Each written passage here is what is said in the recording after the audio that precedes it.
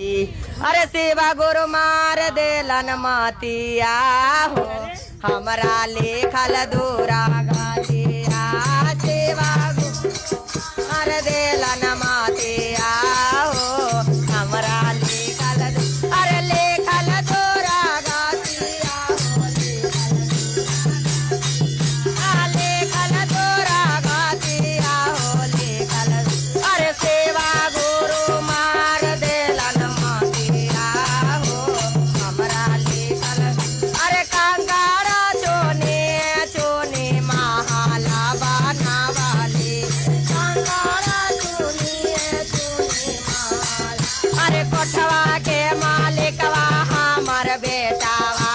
हो हमरा लेखल दूरा गाते आ कोठवा के मालिकवा तोड़े आगे तोड़े तोड़े गहना बना वाले चूड़ी आगे तोड़े तोड़े गहनवा के मलकिनिया हमर को तोड़िया गहनवा के मलकिनिया हमर को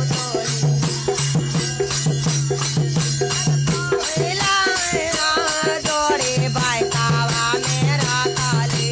जोड़े जोड़े जोड़े जोड़े बाइकावा में पता बुकवा के मालिकवा हमर कोठावा जय हो हरि बोल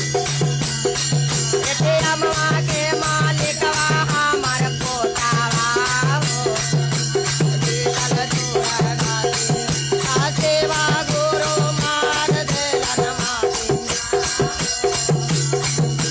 लेखल दूरा गातिया हो लेखल सेवा गुरु हमरा लेखल दूरा गातिया सेवा गुरु कर देलन मातिया हो हमरा लेखल प्रेम से बोलिए हर हर महा